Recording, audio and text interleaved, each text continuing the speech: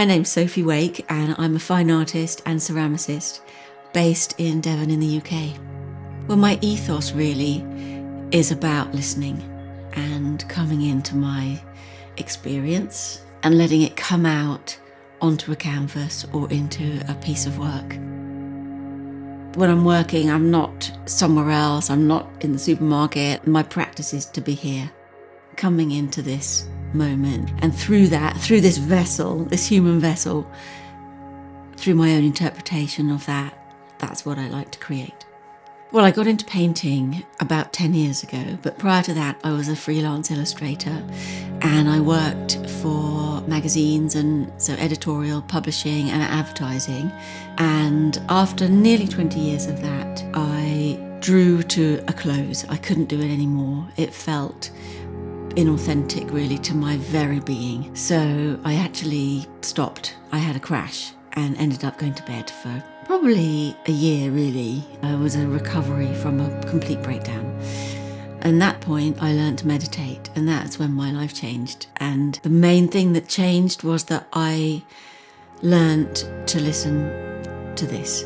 When you do whatever you love, it doesn't matter if people like it or not. And usually people will like it, or it'll speak to their hearts because it comes from a truth. I mean, I love ancient, primordial sort of cave paintings, ancient clay figures and models and vessels, things people have made, almost things that look like they've come out of the ground. I mean, my main influences are my own experience and how I feel in situations and how I feel in relation to others, and that feeling in the body that I get. And it's that comes through. And maybe I listen to some music or something, and then it just triggers this flow. I just know if it's exciting me, I get a feeling in my body that's chiming. So then I'll just keep being present as much as I can.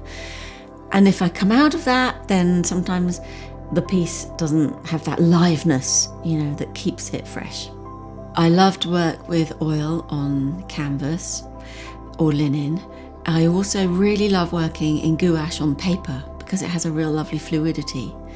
But recently I've started using oxides and earth on canvas and on paper, and it has a really lovely natural feel, lovely natural colours, tones, a fluidity.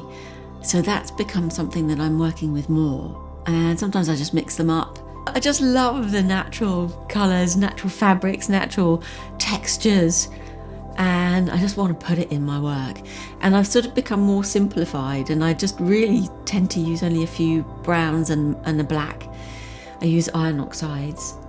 I do use quite a bright blue sometimes, and I use a bright pink. Apart from that, I tend to keep it very natural.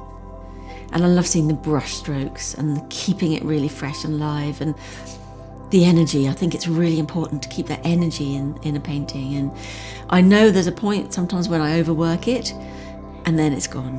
And I love when I'm painting, especially with the oxides and with it's watery, and you paint it on and then you see this drip just coming down. It just cuts through the canvas and it's so sort of potent. It's got this potency. I love that. And then the brush strokes, and you see the lines and you hear it, and it's just a whole tactile, somatic process. And I think if I love it, someone else may love it too. And that's the gift. It's really important for me to just slow down and listen and paint from a slower, stiller place. And so a big part of that has been my progression into tea. We do tea ceremony most days, and tea is a really big part of my practice. So I'll drink in the mornings, usually at dawn, when the light in here is really fabulous and the sun creeps in. And often I put my paintings around me so I can drink tea and meditate and reflect on the paintings I've done and the day ahead. So it's a kind of combination of meditation and reflection. And I usually have a sketchbook next to me, and then I'll maybe do some drawing. Sometimes something comes in and I think, images flash up. I've got a very vivid imagination, so I get a lot of imagery comes in. And so I make sure I sketch all that down so I don't lose it, because I can just forget it. a second later it's gone. So that's a big part of my tea practice, and the teas we drink are ancient tree teas and can be from trees that are up to 1,000 years old. So that is a really important part of my practice, really, is this sort of going in deep to see what's there. I learned to hand build ceramics about 2 years ago. I started, so I do a lot of these handmade pots and vessels, and of course it's an absolute progression from my work, because I started painting these vessels, which are quite significant to me and my spiritual practice and the meanings of them. And so just to translate that into these physical vessels has been really extraordinary. And working with clay is incredibly healing. It's a beautiful thing, and it feels like it's in your DNA. It feels like that's what we've probably done lifetimes over and over again. So it feels really natural, and to work in the studio creating these pieces and the birds flying around, and it sort of feels like a bit like I'm in an ark in this room. This studio feels like an ark, and it just feels like tapping into something ancient. My work definitely has a lot of birds in it and a lot of horses. I think both of these seem to be a sort of symbol of human suffering and liberation and strength.